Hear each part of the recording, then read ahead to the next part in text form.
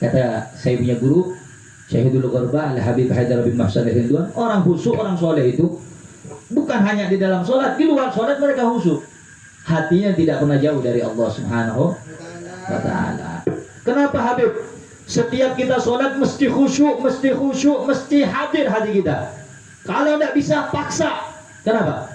Karena kata para ulama,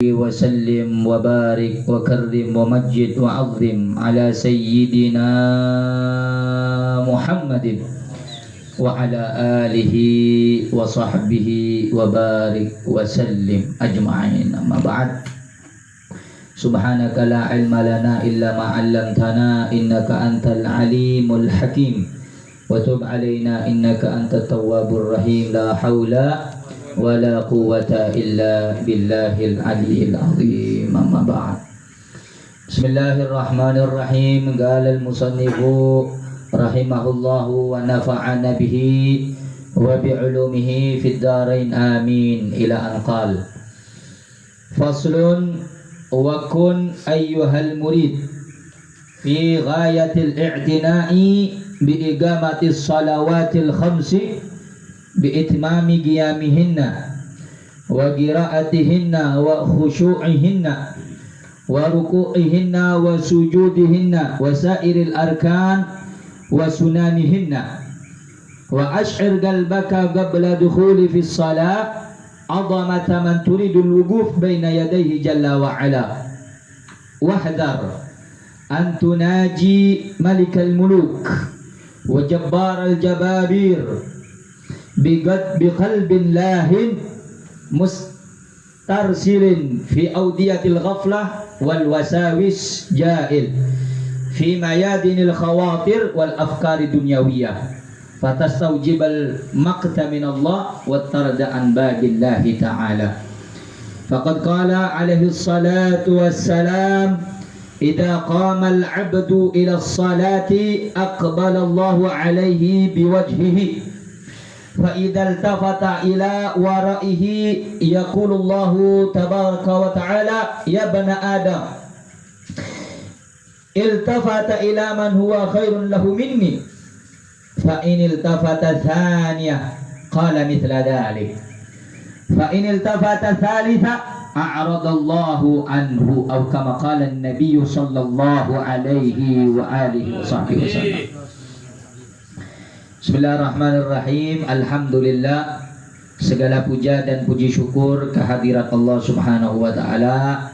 Pada malam hari yang penuh dengan keberkahan ini, kembali Allah memberikan kita kenikmatan, kesempatan bermuajahah, bertatap muka, duduk bersama-sama dalam rangka rutinitas majlis setiap malam Selasa. Tiada lain, mudah-mudahan apa yang kita laksanakan ini mendatangkan keridhaan dan ampunan dari Allah Subhanahu wa ta'ala, dan mudah-mudahan duduknya kita yang sesaat, yang sebentar, yang sekejap di tempat yang mulia seperti ini kelak menjadi saksi bahwa kita termasuk hamba-hamba yang juga mengingat Allah Subhanahu wa ta'ala dan menyebabkan kita berhak atau mendapatkan pertolongan serta dimasukkan ke dalam surganya Allah Subhanahu wa ta'ala. Amin ya rabbal alamin.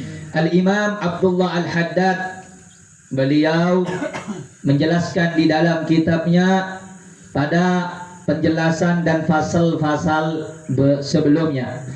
Di antara penjelasan sebelumnya beliau mengatakan, hendaknya bagi seorang murid, وَلْيَكُنْ لَكَ أَيُّهَا الْمُرِيدُ حَظٌّ مِنَ التَّهَجُّدِ فَإِنَّ اللَّيْلَ وَقْتُ خَلْوَةِ الْعَبْدِ مَعَ مَوْلَاهُ فَأَكْثِرْ فِيهِ مِنَ التَّضَرُّعِ وَالِاسْتِغْفَارِ وَنَاجِ رَبَّكَ بِلِسَانِ الذِّلَّ وَالْإِضْطِرَارِ. Hendaknya bagimu seorang murid. Ini khitabnya kepada kita nih semuanya. Lawan bicaranya beliau tuh ngomong dengan kita.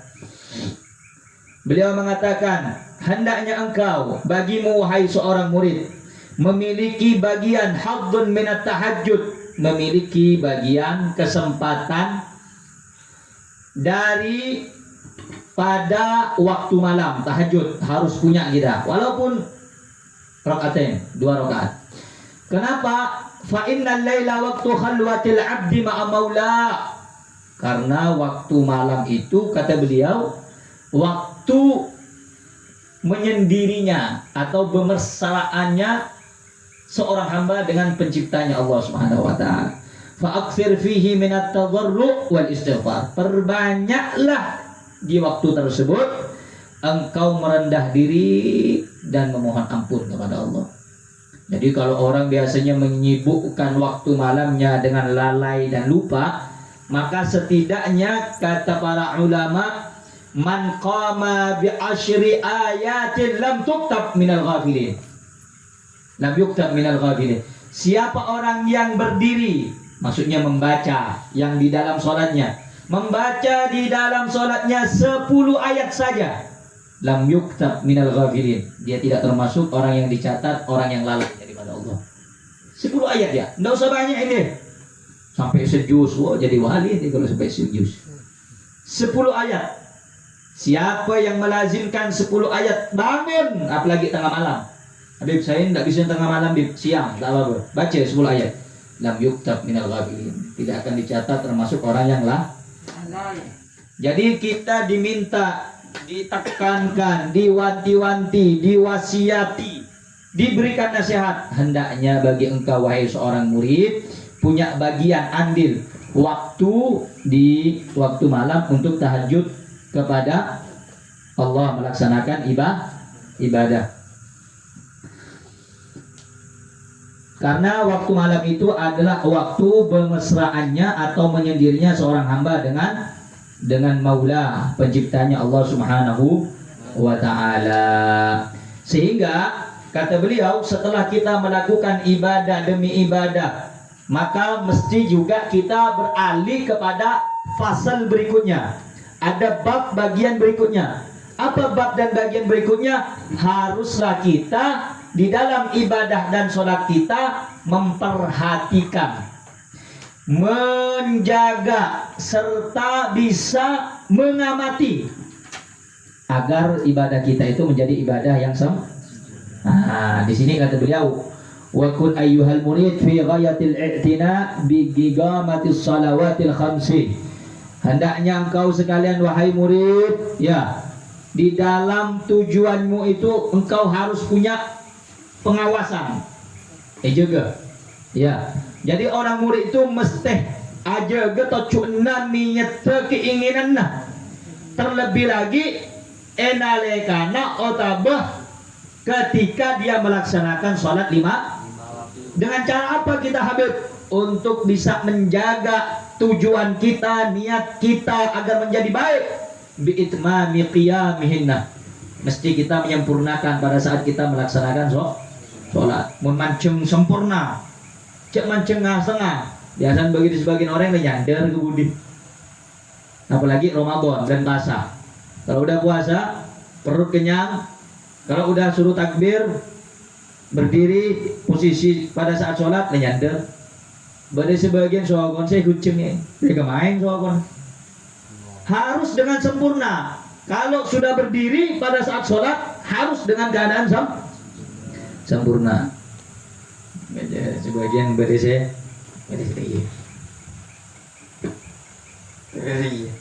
apa aja ya? Ya kan? Jadi harus sempurna, cak ligulian. Kemudian yang mesti diperhatikan boleh apa? Wa qiraatihinna. Bacaannya juga diperhatikan. Makanya dikatakan warattilil Quran dan tartila. Baca Al-Quran itu dengan tartil, tenang, santai.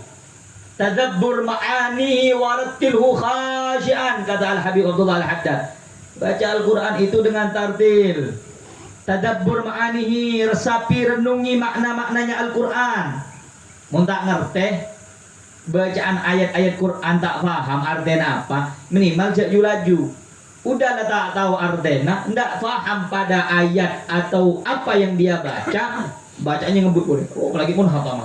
Allah.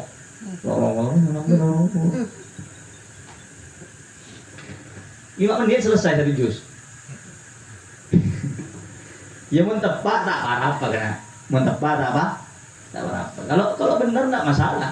Tapi kalau tak benar, dosa semua itu. Nah, diperhatikan. Waratilhu khasyian. Perhatikan berdirinya kita sholat, dadanya tegak menghadap kiblat. Makanya kalau iltafat kita itu menoleh pada saat sholat, celingan, harus hukum makruh. Tapi mun niat main, batal dosa. Ya tala'ub fil ibadah. Main yang dalam ibadah.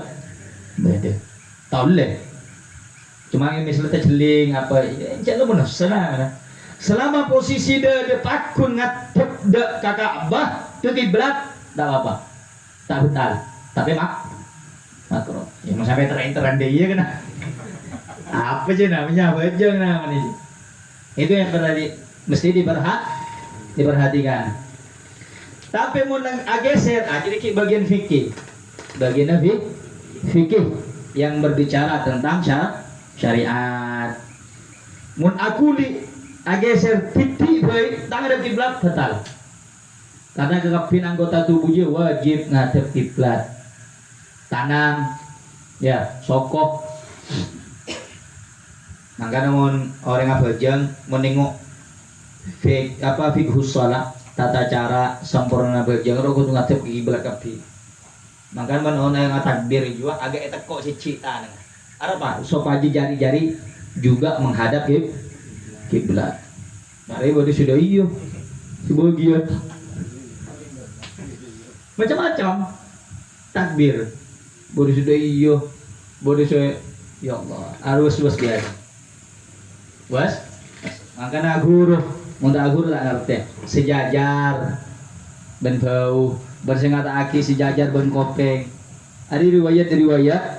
Si ampun jelasaki sareng para ulama sesuai daripada keterangan epon baginda Nabi Muhammad sallallahu alaihi. Kalau sampai terpoter ada riwayat itu juga. Ada terpoter. Astagfirullah. Ulang boleh. Was-was yang lawan tak boleh. Was-was daripada setan. Wa khusyu'ihinna, selain daripada berdirinya mesti diperhatikan dengan sempurna, bacaannya juga diperhatikan dengan sempurna, makharijul hurufnya, ya, makharijul hurufnya perhati lanceng pendeng. Nah boleh. Makanya orang yang jadi imam itu harus orang yang paling baik bacaannya. Tak segembang tidak semudah dengan apa yang kita pikirkan jadi imam. Oh, polan suara geteng jadi imam. Membaca nepocal apa tak boleh. Walaupun dalam Al-Quran itu kita ketika membaca melalui hadis Rasulullah SAW, zayyinul Quran bi aswatikum. Perindahlah, hiasi Al-Quran dengan suara kalian. Bagus baca Al-Quran dengan suara yang indah, bagus. Untuk membuat orang lebih khusyuk. Tapi lebih penting boleh manabi kalau panjang pendeknya diperhatikan dan makharijil huruf, empat keluarnya huruf. Wa khusyu'ihinna, ini juga yang paling penting, khusyuknya juga diperhatikan. Muntah khusyuk palarat. Wa ruku'ihinna, ruku'. Ada pada penjelasan kapi dengan dalam ilmu fikih. Wa sujudihinna, sujudnya juga jangan sampai sujudnya terhalang tempat sujudnya dengan sesuatu. Wasairi arkanihinna, dan semua daripada rukun-rukun sholat mesti diperhati. Berapa rukun sholat kena? 15 apa 15? Wasunanihinna, perhatikan juga sunnah-sunnahnya sholat, di antaranya siwak. Nah ya siwak rek. Kayu arok ini buruk anak. Siwak. Alah berempe sih wah ada berempe lah boleh. Nah kita ngebu 10 lah buat coba kan merokok ke palpal tabako aku boleh marlong EC LA juara oleh api Ada ketong ibu sekolah ibu tak boleh. Kamu nak Gusti Kanjeng Nabi sallallahu alaihi wasallam, rak'atani bis-siwak khairun min sab'ina rak'atan bi ghairi siwak. 2 rakaat ben siwak jika nak lebih mulia, lebih utama, lebih agung, lebih bagus daripada 70 rakaat tanpa siwak. Jika bojo 70 rakaat, ya kan? Tak siwak biasa. Tapi 2 rakaat kakek siwak pada mengapa jam 70 rakaat. Nyari di mana ke? Cek 70 rakaat bib sobu bae lampus. Ya boy kalau bae. Biasa dikit ikut wataan. Hari ya, lo ke onde pujang sopun je ya. La haula wala quwata illa billahil aliyyil. Siwak. Rasulullah sallallahu alaihi wasallam bersabda, "Laula an asyqa ala ummati la amartuhum bis-siwak ma'a kulli shalah." Andaikan tidak memberatkan aku punya umat, niscaya aku perintahkan mereka untuk menggunakan siwak, memakai siwak setiap kali hendak melaksanakan sholat. Pakai siwak. Oh, apa itu siwak? Siwak ini kata Sayyidina Imam Syafi'i, yurithu dzaka. Cerdas. Ini orang yang bukan lu biasa. Biasa tak siwak, tak sikat gigi, bocem tadi mandi. Tapi kalau wangi bersih, kenapa? Karena yang mengatakan ini bukan saya, tapi para ulama. Innallaha thayyib. Allah itu indah. Innallaha jamil yuhibbu jamal. Allah indah, suka keindahan. Enggak mau Allah bau-bau, enggak mau. Makanya sunnah pakai siwak supaya gigi bersih, kemudian nafas segar, menghilangkan balgham, dahak. Nah, dia mak bersih kena. Mesti kan berdisikat gigi benaing sebagian. Kemudian apalagi yang mesti diperhatikan? Wa ruku'ihinna wa sujudinna, dan semua daripada ruku, sujud dan rukun-rukun dan sunnah-sunnahnya sholat. Mun andi imamah mun keluar kaki todus ay imamah. Apa jeung imamah? Sud. Pakai jubah. Apa? Mun di luar tako kocak lemah. Nah, enggak apa-apa. Angkui. Apa jam berjamaah sunnah. Jaga ibu ini nah. Jaga ibu. Udah bini tak apa jeung kalau tak apa jeung lagi sakit. Wa ash'ir qalbaka qabla dukhuli fi shalah. Sadaraki adena. Engkau mesti tahu kata Imam Abdullah Al-Haddad, hatimu mesti diberi paham, diberitahu, dimengertikan. Sebelum mendirikan sholat, hatinya itu harus dulu khusyuk. Makanya khusyuk dia, benar cuma di dalam fajr. Sebelum fajr, kebun ulama harus lamba Al-Imam Ali Zainal Abidin kompuya Gusti Kanjeng Nabi sallallahu alaihi wasallam.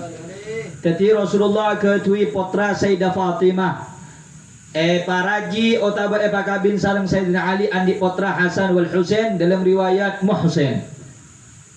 Sayyidina Husain andi potra namanya Ali Zainal Abidin, banyak potra Sayyidina Ali. Badi Ali Akbar, badi Ali Awsat, badi Ali Asghar. Saya kocak Ali Zainal Abidin, Ali Al Aswad, Awsat, Ali tengah. Si Akbar atinggal umur wafat karena ikut perang dengan ayahnya. Si Asghar sakit panah.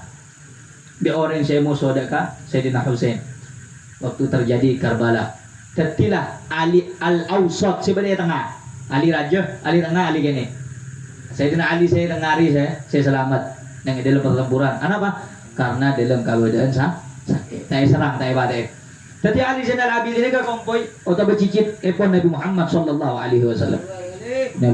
Satu waktu beliau itu dalam keadaan berwudu. Wajahnya itu pucat pasi, pucat kayak orang takut, kayak derma deh. Berisi dengan orang katanya, wahai Imam Ali, Sayyidina Ali, ya aku mau ana ajuna, panjenengan apa nih kak? Mata kok, dalam mengkau saya tak aku sangat caki engkau ngatep. Dah kau zat seandi bumi bang langit, dah mengkau tak tahu. Kalau kita kan dah di setel video siksaku bawa kita tawa gitu. Ini bedanya kita dengan mereka orang-orang sholat.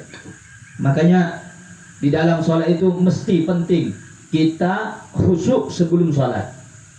Kata saya punya guru Syahidul Ghurba Al-Habib Haidar bin Mahsan Al-Hinduan, orang khusyuk, orang sholat itu bukan hanya di dalam sholat, di luar sholat mereka khusyuk. hatinya tidak pernah jauh dari Allah Subhanahu wa taala. Kenapa Habib?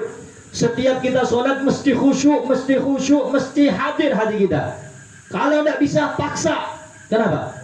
Karena kata para ulama, di antaranya Al-Imam Hasan Al-Basri, beliau mengatakan kullu salatin la yahduru fiha qalbu fahiya ila al-uqubati asra. Semua sholat apa aja, terlebih lagi sholat yang wajib, yang dimana di dalam sholat itu hati tidak hadir, hati tidak khusyuk, hati tidak tahu kalau dirinya dalam keadaan sholat, fahiya ilal uqubati asra, maka sholat yang seperti itu siksaannya lebih cepat. Paham maksudnya? Apa jam? Atena ta'ha atau tak khusyuk. Maka bejeng seengak jia lebih cepat esek sasaran Gusti Allah Subhanahu taala.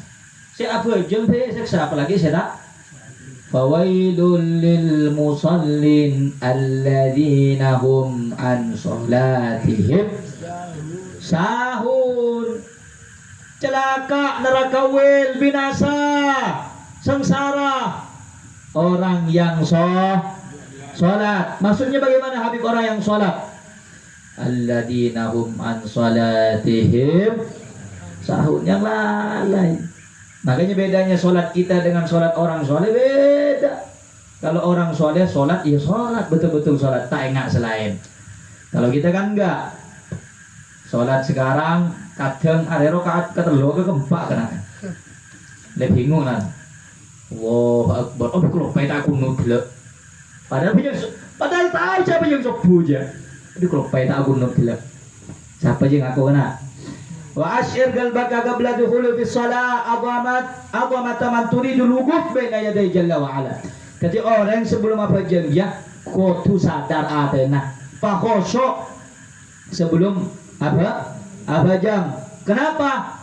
Karena untuk mengagungkan zat Allah Subhanahu wa taala yang kita ingin berada di hadapan Allah Subhanahu wa ta'ala. Antunaji malikal muluk wa jabbar al jababira bi qalbillahi tengat. Kabun Imam Haddad, hati-hati kata beliau. Hati ketika kita bermunajat kepada Allah apa jang aduh kepada zat yang punya kerajaan dan kuasa di alam semesta ini. Hati-hati kata beliau. Sementara kita bermunajat aduh minta hati kita tak ingat ada Gusti Allah Subhanahu wa taala. Congok nama. Congok. Ente mau nanti anak, kita ini kalau punya anak minta duit sampai dia tak bisa rawat. Beri. Apa kagak jong minta atau pesak menit aja. Kita saja kalau tidak dihargai manusia kita mana? Lalu bagaimana perasaannya pada saat kita meminta dalam keadaan atau beribadah, munajat, berdoa, bermain-main kepada Allah Subhanahu wa taala. Wajar kalau doanya tidak dikabul. Maka hendaknya kata beliau Al-Imam Abdullah Al-Haddad mustarsilin fi audiyatil ghafla wal wasawisil jail fi mayadinil khawatir wal afkar dunyawiyah. Kita ini berusaha terus-menerus mengobati, memperbaiki daripada hati kita, daripada sifat was-was, yang mana was-was itu senantiasa menjelajahi relung hati kita, masuk ke medan-medan bejeng kita, ibadah kita kabeh masuk was-was. Karena was-was dia kelakuannya efek keritunya Allahu Akbar kelopai gitu bagi musim ibu ya ibu Allahu Akbar astagfirullah. Toko kelopai tak itu dikira bercabai tampes macam dipikirkan kepada hal itu. Maka orang yang seperti itu batas taujibal makta minallah, ia adab sarung Gusti Allah Subhanahu wa tarda'an babillah, ari paling sakit yusir daripada Gusti Allah Subhanahu wa taala. Waqad qala alaihi salatu wassalam, terakhir Gusti Rasulullah sallallahu alaihi wasallam beliau pernah bersabda, "Idza qama al-'abdu ila salati aqbala Allahu alaihi biwajhihi." Apabila seorang hamba berdiri melaksanakan salat, Allah menghadapkan dirinya kepada dia. Tapi jangan kita artikan Allah menghadapkan wajahnya kepada kita. Maksudnya rahmatuh, rahmatnya Allah, wa nusrahu, pertolongannya Allah, perhatiannya Allah, cintanya Allah. Karena Allah laisa kamitslihi syai'un, tak serupa Allah banget tapi enggak manusia. Wal iyad billahi min dzalik. Nah, Allah itu tidak serupa dengan manusia. Apabila seorang hamba telah berdiri untuk melaksanakan salat, Allah menghadapkan, Allah memperhatikan, Allah memandang, Allah memberikan pahala rahmat kepada dia. Fa idza iltafata ila waraihi. Tapi kalau ada orang itu salat, kemudian dia melihat kepada yang lain, berarti kan biasa orang apa yang Allahu Akbar, acilin ke selain oleh ke selain. Apa kata Allah Subhanahu wa taala? Ya bani Adam, iltafata ila man huwa khairun lahu minni. Apakah engkau melihat kepada sesuatu yang lebih baik daripada aku? Aku lebih pangeran. Aku mana buat jam menyeling ke selain, misalnya nyoleh apa, melihat apa, maka Allah berkata kepada anda yang melaksanakan salat, wahai anak Adam, apakah engkau melihat atau menoleh kepada sesuatu atau orang atau apa saja yang hal itu lebih baik daripada saya? Cemburu pangeran. Enggak engkau enggak kira dia, ya ngaji nyari kan? Pas lain noleh manda eman. Akhirnya ngaji kan kau apa ngaji ke selain? Kan dia ya. Begitu juga Allah Subhanahu pada saat kita melaksanakan salat. Fa in iltafata thaniya qala mithla dhalik. Fa in iltafata thali aradallahu anhu wa liyadu billahi min dhalik. Kalau mulai pertama Allah bilang, apakah engkau melihat kepada sesuatu yang lebih baik daripada aku? Kita noleh ageni kepada yang lain. Allah bilang sama seperti yang serupa pada yang pertama. Tapi kalau sudah 3 kali menoleh kepada selain Allah pada saat sholat, a'radallahu anhu. Gue langsung ya Allah. Kau tak peduli lagi boleh. Beri itu kesempatan. Noleh pertama, Allah kasih warning, wanti-wanti. Apakah engkau melihat kepada sesuatu yang lebih baik daripada aku? Masih noleh lagi gitu nih. Ya benar Adam, masih kau melihat kepada sesuatu yang lebih baik daripada aku? Noleh ketelu kalian, gue gitu. Untur jasa. Falyatlub rabban siwai. Nyari pangeran selain engkau. Demah. Waliyadu billahi min dzalik. Nah karena itu pengajian dia, kita ngaji ini untuk supaya kita ini belajar bagaimana caranya kita menjadi orang yang jauh lebih baik. Bukan kita merasa kalau merasa baik nggak boleh, tapi kita berlomba-lomba agar menjadi orang baik. Sayyidina Ali bin Abi Thalib pernah mengatakan, kun indallah khairan nas wa kun inda nafsika syarran nas.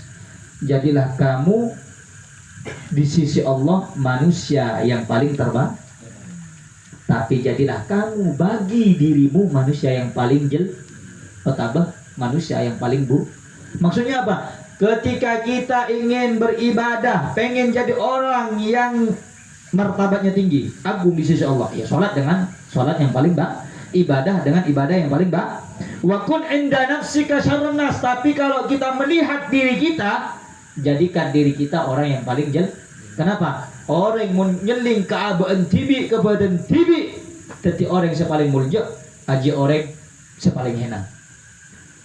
Di dalam kitab Al-Ghunya Al-Imam Al-Syekh Abdul Qadir Al-Jilani, beliau pernah mengatakan, man nazara ila nafsihi qimah falaysa lahu indallahi qimah.